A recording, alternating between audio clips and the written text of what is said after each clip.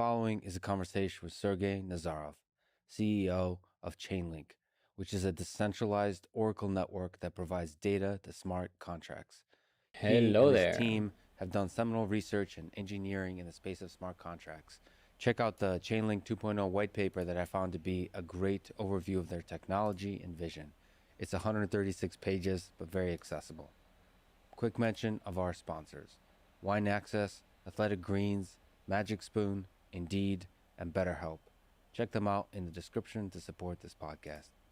As a side note, let me say that externally connected smart contracts that combine the ocean of data out there with the security of the blockchain are fascinating to me, both technically and philosophically.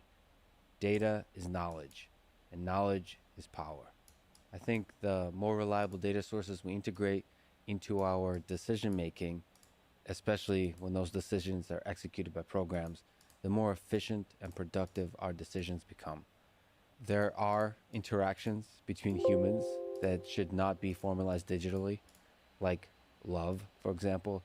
But for all the others, there's no reason for smart contracts not to automate away the menial parts of life, making more room for good conversation over brisket and maybe some vodka with old and new friends.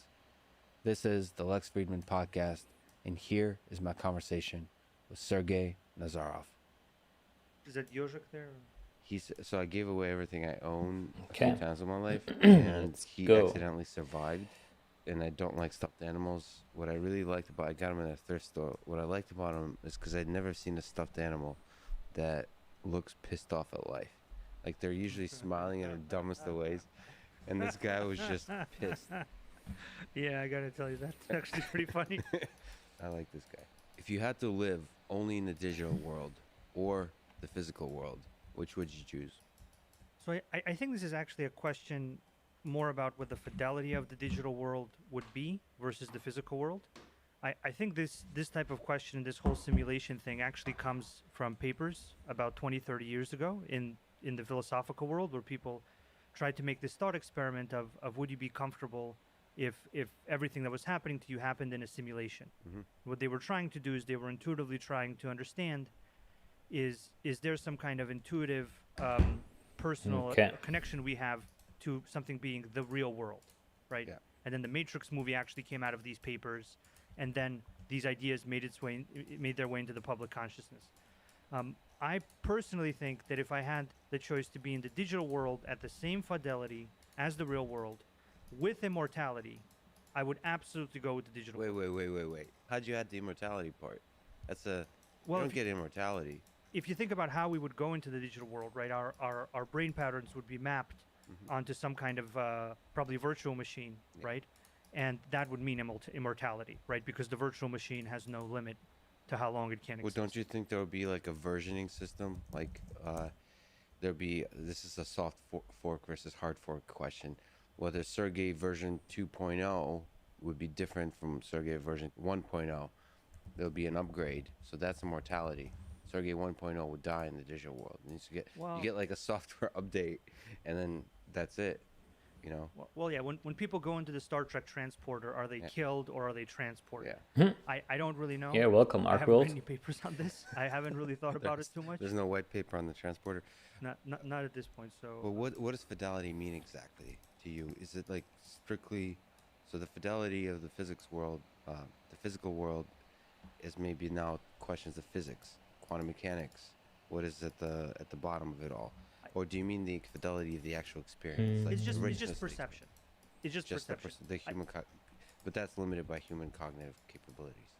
It is, but I don't really have anything else, right? I think all of these papers that brought up these questions of a simulation, they were like in epistemology and metaphysics. Right. And what they were trying to do, I think, was they were trying to put people through a thought experiment where they would come out on the other end and say, the reality of life is really worth something, and I don't, ignorance isn't bliss, which is that's the consistent statement in the Matrix, right? Ignorance is bliss is that's what one of the guys says when he's like, doing something wrong and trying to get back into the Matrix. And the question is ignorance bliss? And it's like a different version of that.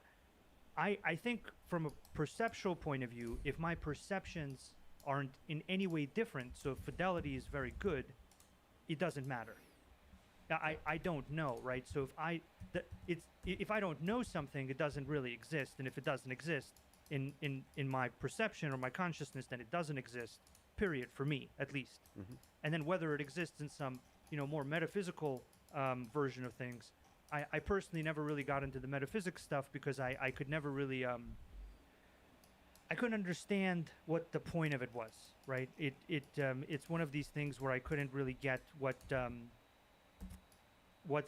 practical application of it was, and this is from those realm of questions, right? Like, if there was something about the world but you didn't have a capacity to perceive it, would it matter to you? To me, it wouldn't matter. Right. To me, by the way, the simulation thing is a really interesting engineering question, which is how difficult is it to engineer a virtual reality, a digital world that is sufficiently of high fidelity where you would want to live in it? I think that's a really testable and a fascinating engineering question. Because my intuition says like it's not as difficult as we think. It's not nearly as difficult as having to create a quantum mechanical simulation that's large enough to capture the full human experience. Like it might be just as simple as just a really nice Quake game. Like with a nice engine with that just creating all the basic visual elements that tricked our our visual cortex into believing that we're actually in the physical environment. And I think that if that's true, then that's quite, that a high fidelity digital world is actually achievable within, a century. And Nice. that changes things. Yeah, maybe in our lifetime. I'm really hoping for that. I'm hoping somebody can copy my brain waves onto a virtual machine, Yeah. and allow that consciousness to continue to exist, whether that's death or not. I don't know, but I think it's actually going to require some serious leaps. Like even the VR headsets, right? They don't work if they go below 90 frame rates, right? People start getting freaked out. So you have to go from one gaming screen of 60 frames per second to two screens of 90 frames per second, and so the people's hardware today can't even handle that. And that's for these two little screens by your eyeballs. What it's going to take to completely trick my consciousness into not knowing the difference in terms of all the sensory inputs. I'm keeping my fingers crossed. Whoever does that and is close to doing that, they should contact me. I want to have my brain waves turned into a virtual machine. Would you, in that context, if Morpheus came to you, would you take the blue pill or the red pill? Meaning, would you be happy just living in that world and not knowing that you're living inside that virtual world that's running a computer, or would you want to know the truth of it? Well, actually, I think that's a very different question, right? There's a actually moral ethical question there about whether you should allow a bunch of people to get manipulated and killed and enslaved, because in the Matrix they're all enslaved and Yes. in as like a AAA battery to turn a human being into the battery, right? So I think the moral and ethical question of that, fascinating enough, isn't actually different than the moral and ethical questions we face today in modern daily life. But I probably, if given the choice of just completely going along or going against it, I would probably go against it if I had to make this kind of binary choice. Because going along with it, I think at that scale of scary, stuff happening to people, is probably something really, really difficult. But for your individual life, it's way more fun to go along with it. So you're saying you value the opposing a system that includes the suffering of others versus just for yourself and enjoying the ride? I mean, what's if there is such a binary choice, why choose the opposite system? I think it's the nature of kind of the ethical dilemma that you face in that situation. There's kind of some, this is obviously not something that's happening now, right? We don't know this, right? That's No, fine. we don't know this, but at the end of the day, Point. at that scale of something like that happening, yeah, at that scale of people being manipulated and harmed, then I think pretty much almost all people have an obligation to go against it. Probably that's what that looks like, in my opinion. So you've talked about the concept of definitive truth. What is it? And in general, what is the nature of truth in human civilization? And just talking about the digital age, the nature of truth in the digital age. So the interesting thing about definitive truth is that it actually exists on this, at least in my mind, on this spectrum between objective truth and just somebody Okay. made something up and nobody else agrees. So what I think definitive truth is it's somewhere in the middle on that spectrum, where if you and me define what truth is, right? Like if you and me have an agreement of some kind, and we say as long as the weather is sunny or the weather isn't, there is no rain on that day, then there will be an insurance policy that results. And you and me both agree that as long as three weather monitoring stations all say that, then the definitive truth for us and for that agreement is the result of those systems coming to consensus about Okay. what happened out in the real world. I think the objective Oracle he's talking about, right? truth definition from kind of the philosophical world is really, really stringent and very, very hard to attain. And that's not what this is, and that's actually not what commerce or the ability for people to interact about contracts needs. What I think the world of commerce needs is an upgrade from someone can unilaterally decide what the truth is to there can be a pre-agreed set of conditions where we define what the truth is under those conditions. And then, you and me basically say, if these 20 nodes or if these 30 data sources come to consensus within, this method of consensus with this threshold of agreement, then definitive truth has been achieved for you and me in our relationship for this specific agreement. And the specificity and our shared agreement to that kind of truth, or that definitive truth being acceptable to both of us, is probably what's kind of necessary and sufficient for everything to move forward in a better way. In any case, much better than, I'm a bank or an insurance company, I'm going to unilaterally decide what happens. It's definitely an upgrade from that. Do you think it's possible to define formally in this way a definitive truth for many things in this world? Like you talked about weather, so basically defining that if three sensors of weather agree, then that we're going to agree that that is a definitive, useful truth for us to operate under. So how many things in this world can be formalized in this way, do you think? A huge amount. So there's actually two things going on here. One thing is the amount of data that already exists, right? And the pieces of data coming off of, markets, IoT, shipment of goods, any number of other things. Like even your YouTube channel has a certain amount of likes or a certain amount of clicks or a certain amount of views, and even that's quantifiable, right? So even to a certain degree, what we do here today, you and me right now, can be quantified as far as the amount of views, the amount of clicks, the amount of any number of other things. You, the viewer, have power of data in your hands by clicking like or dislike right now, or the subscribe button, or the unsubscribe button, which I encourage you to do.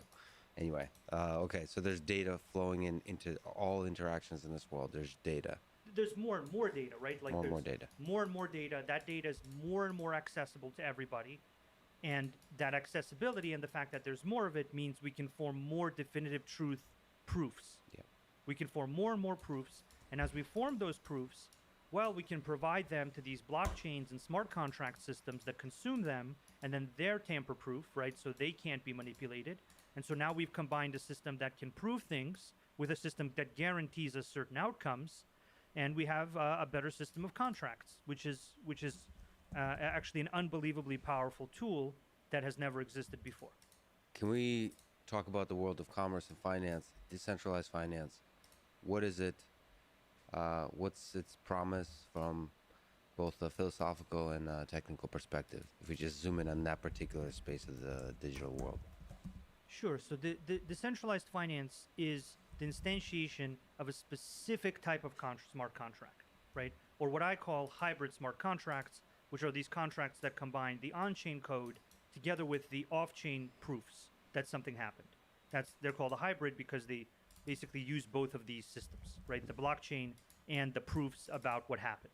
And what DeFi is one specific type of hybrid smart contract that is taking on the contractual agreements you traditionally find in the global financial system, right? And that's basically the world of lending, the world of yield generation for people giving me or giving whoever their money and somebody giving back them yield back to them, which Yeah. is what bonds do and what treasuries do and what a lot of the global financial markets do, as well as the ability to gain exposure and protection from different types of events and risks. That's a lot of what derivatives do, right? Derivatives allow us to say, hey, something's going to happen, and I'm either going to protect myself by getting paid if it happens, or I'm going to benefit from it happening by basically saying it's going to happen, putting money down on that, and that prediction will get me a return.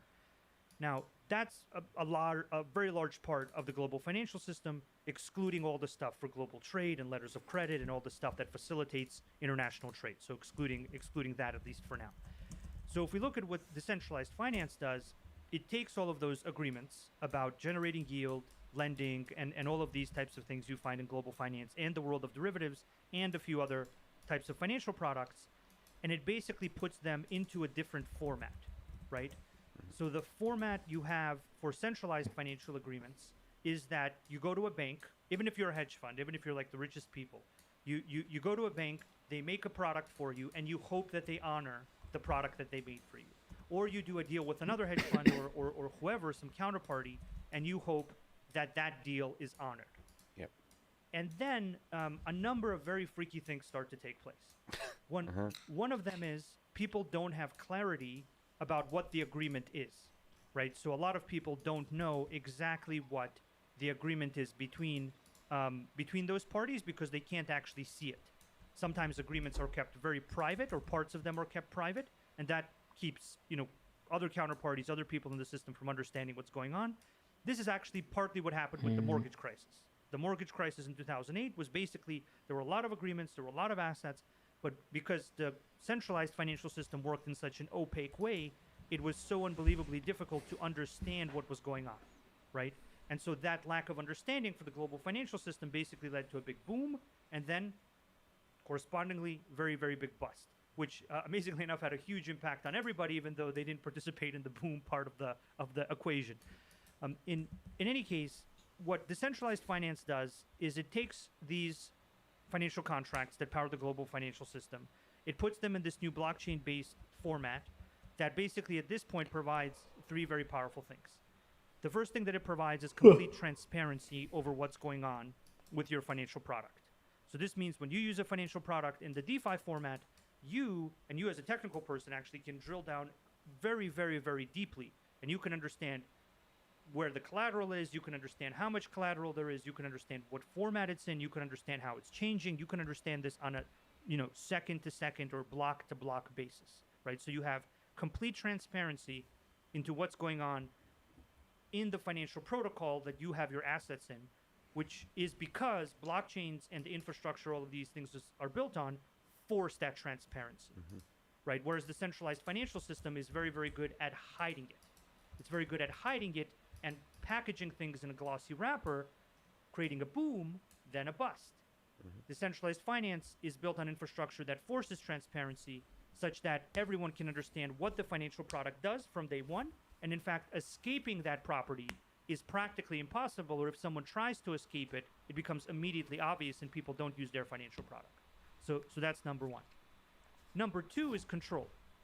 So if you look at what happened with Robinhood, everybody thought the system worked a certain way, right? Everybody thought, I have a brokerage account, I can trade things under, a certain set of market conditions. And then the market conditions changed within the band of what people thought they could do.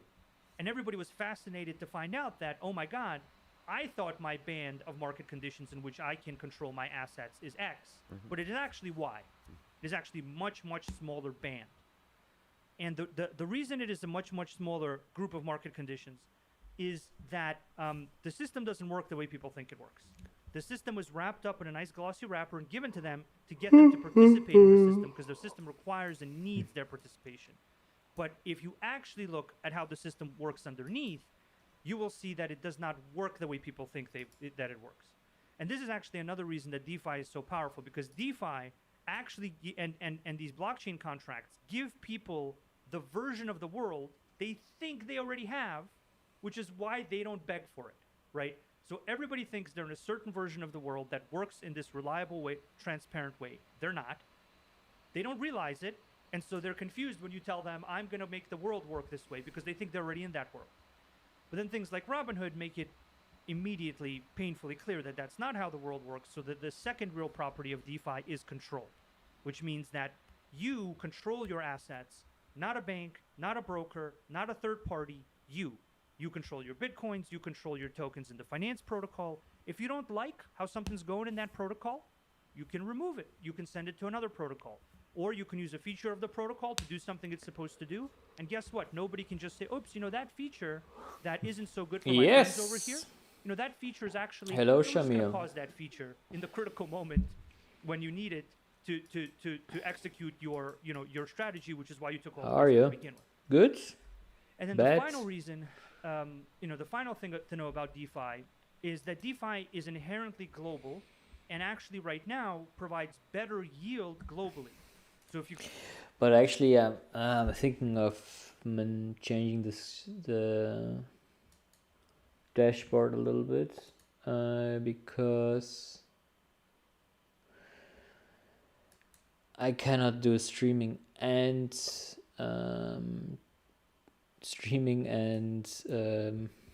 podcasting at the same time.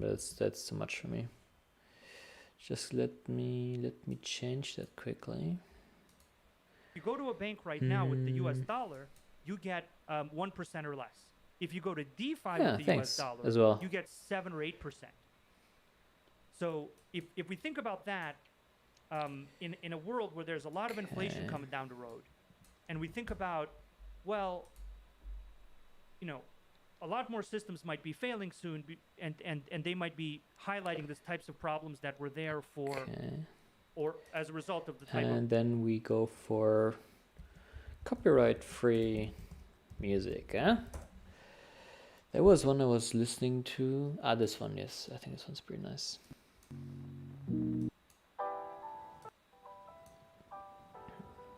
So we have something to listen to nearby. Yeah, we're doing today, we did this yesterday already a little bit, but I wanted to continue on it and kind of like create some kind of animation with like this thing, as you see. And then we're gonna move those things around, and it changes accordingly and adapts to it. And now I want to create like, the idea was then to create cities on top of it, and that's something I want to do now, but I want to do it so they're kind of like, if I would move them around, the city would more or less stay in the same place. So that's the idea. That's what we're up to today.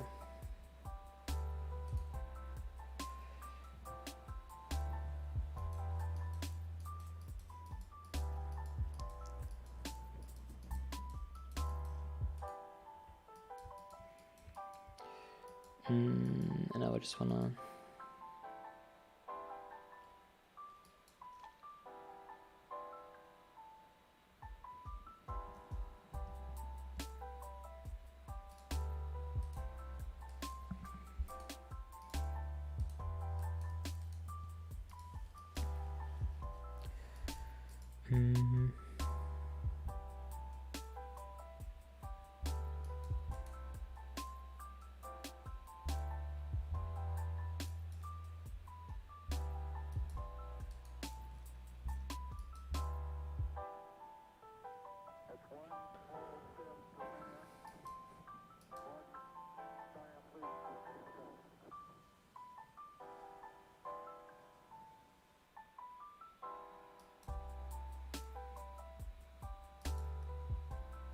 no, wait, the other way around, huh?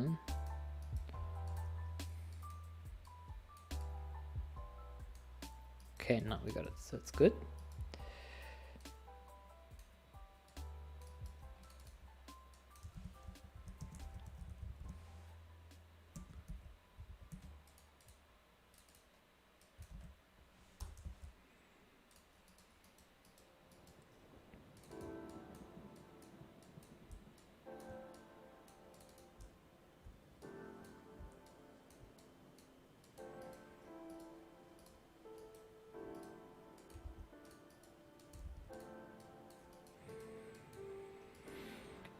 Okay.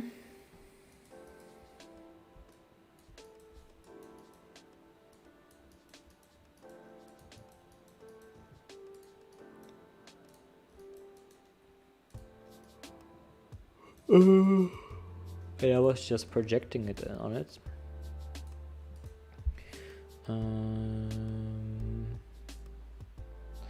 Wait, maybe before I was projecting it on it, maybe the best way to do it is just to I'm gonna move them downwards first.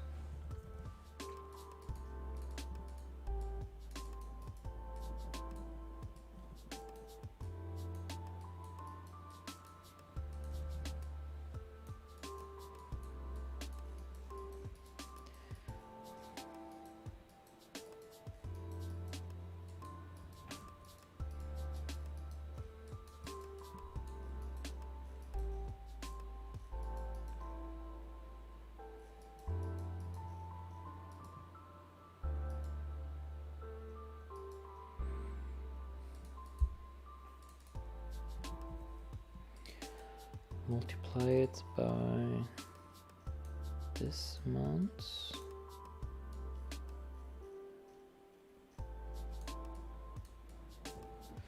But then do it negative. I'm just putting them downwards in order for to work better with them, because then I have to move them back upwards, and some operations are better to have them down there.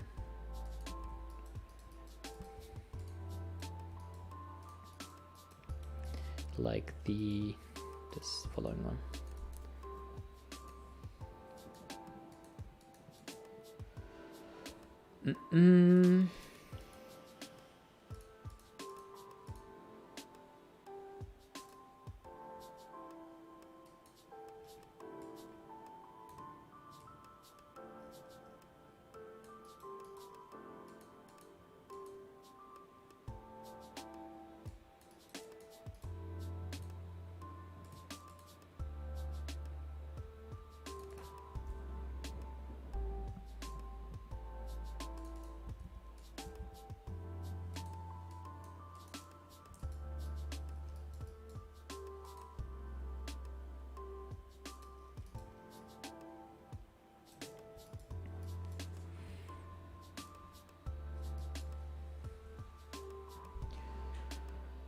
Okay.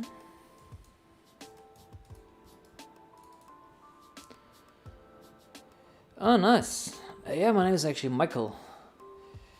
Shamil. I guess your name is Shamil? If I pronounce it correctly. Yeah, thanks, man. It's been quite a lot of subscribers gained in the past year, more than 1,000. It's quite interesting, and also learned a lot about Grasshopper, which is the main thing. So welcome to the live stream, man. Hello, Shamira. Yeah.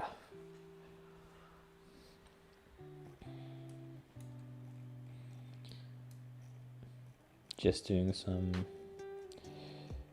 chill Grasshopper session. Oh, this is not correct.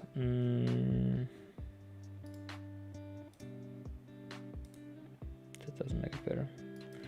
Why does it give me no? Maybe I should need to reconstruct the surface, actually.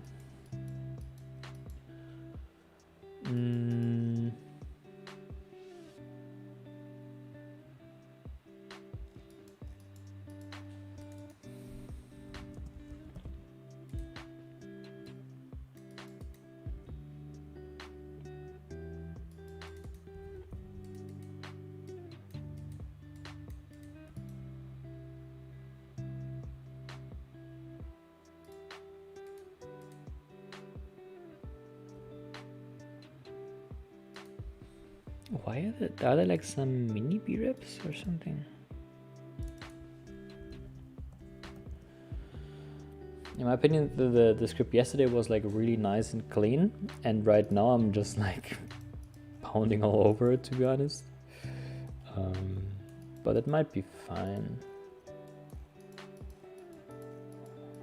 Like especially like this one here is quite nice.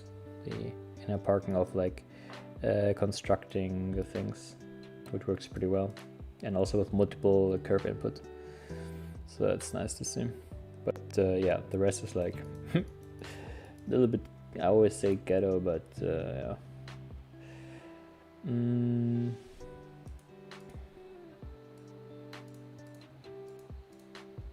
And my goal is kind of to render out a sequence which makes this thing more like fluid, you know, that so that those things would like move around.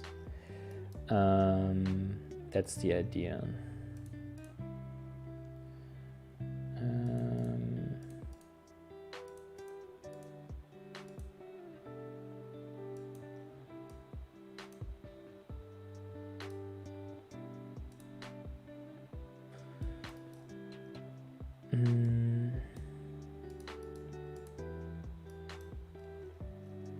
Why is this one still?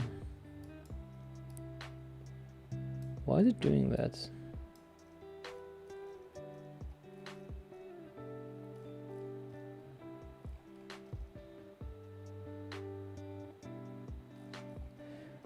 All the other ones are fine.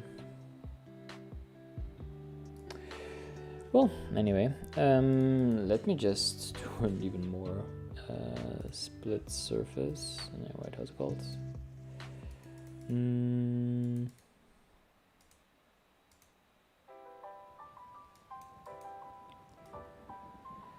Those are the curves, and the surface is this thing.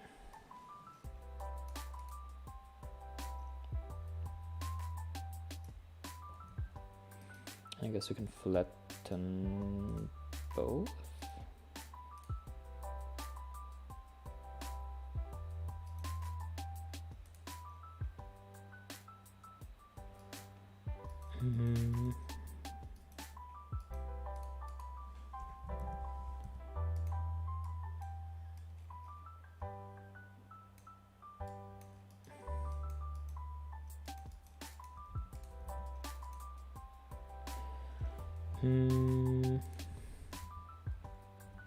Why is this one not working correctly?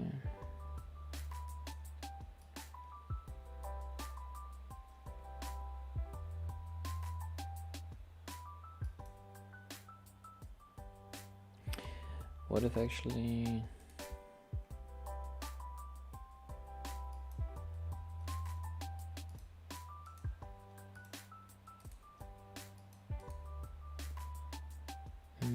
and then just trim.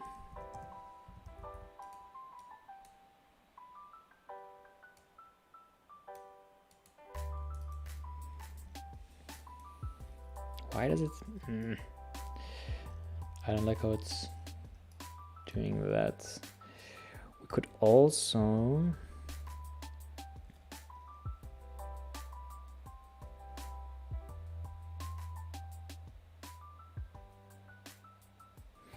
I think it's fine. Because I just wanna... Wait, let me see what happens when I'm moving this just slightly. Does it like jitter? Or is it always kind of the same one, which are like, okay, that looks like it. Like this one is here and there. And this one...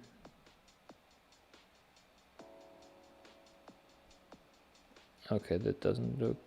What?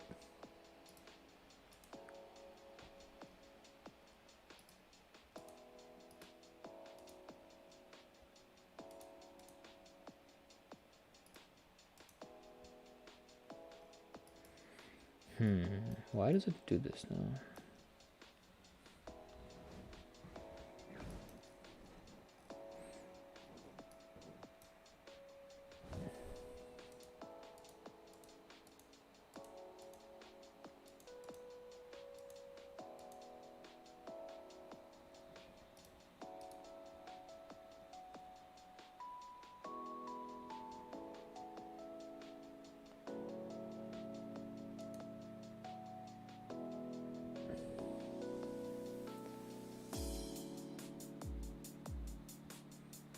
Cool. Yeah, man. It's not that as quickly as the normal versions, but it's kind of like a art brainstorming session. So, and I was on there like yesterday till like 2 in the morning almost, and I think my brain is kind of like overload, but that's fine.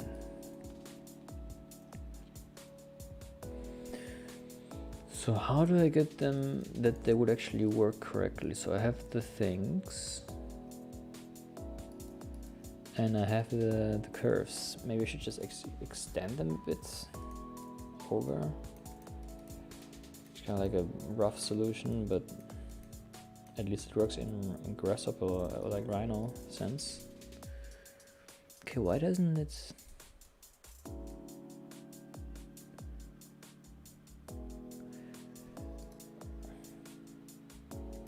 Why doesn't it extend the other way?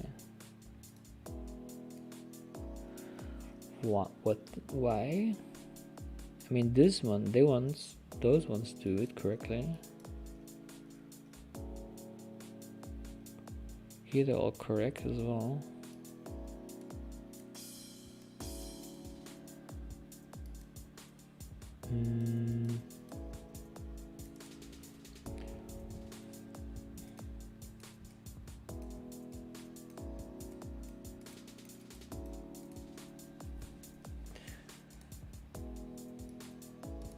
Or maybe I'm doing it completely wrong with having the grid as like the main thing.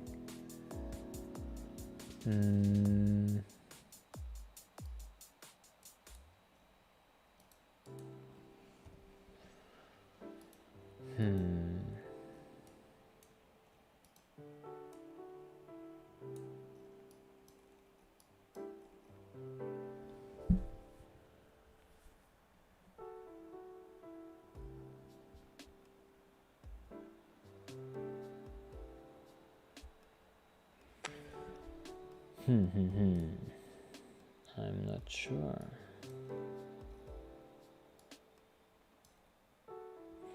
I just want to have a simple grid. Actually, maybe doing a general offset wouldn't help. Wouldn't hurt. Okay, the offset is well kind of.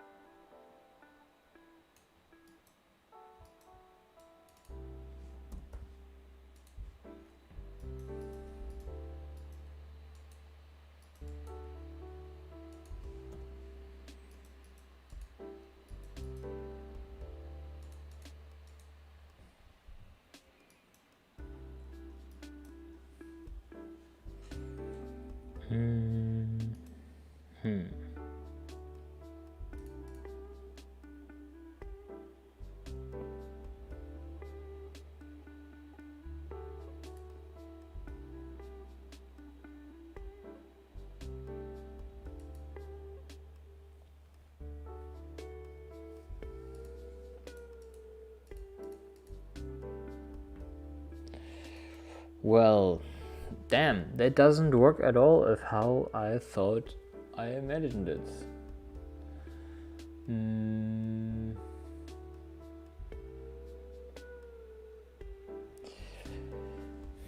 I wonder if it has to do with this thing. If you just project it on, maybe that's...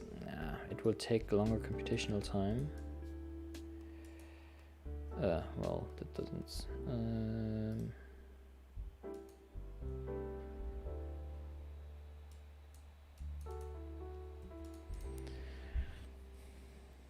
Again, same thing. Why?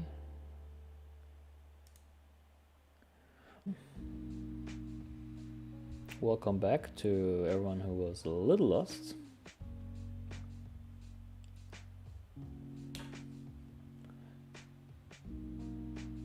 Actually, let me restart my phone.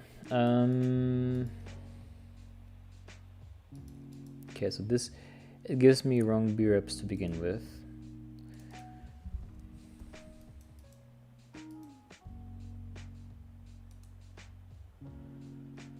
Sorry for interrupting, no problem. But would you be interested in giving a workshop for the company I work for?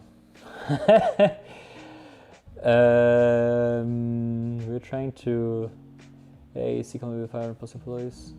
We're trying to develop our computation design competencies. I guess, yeah, I have a, wait. I mean, I'm already working for a company who I'm not doing the courses there, but I could maybe do a workshop. I mean, I would love to just, I mean, for example, I'm always thinking about at a university, for example, if someone says to me like, hey,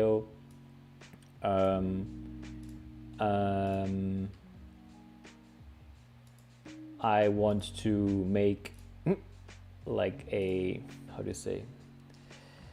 I want to make a, yeah, for example, for universities, I could easily do a semester's whole of work for, yeah, sure. Wait, I will actually get you, I have an email for that. Yeah, I just posted in the chat. You can send me an email about that. Might be, yeah. I mean, obviously, like helping out the company with some stuff, it's always great stuff. And if you would like use Rhino and Grasshopper for it, it's really great.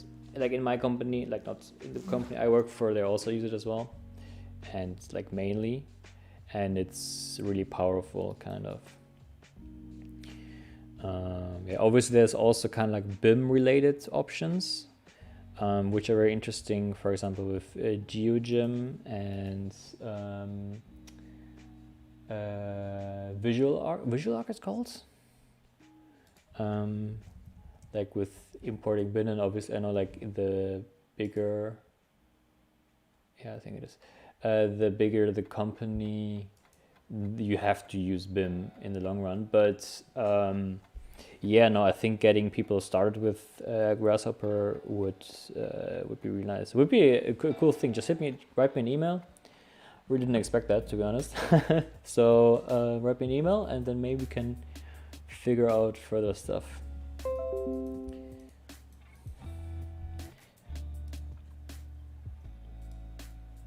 I always like to do some. Especially I think for new people at Grasshopper, like to understand the kind of, okay, like how does the things work, and then kind of make them like, okay, I can use it for certain things, how to automate stuff. It's really nice. And then also you have like right now the C# and Python things as well in here, right? And you can just do whatever you want with it basically, and then still use other components that are interacting with it, and it's like a playground of things they have on there, so it's pretty nice. Okay, talking about that, it looks like I kind of fixed this one here for some reason. Let me check this out.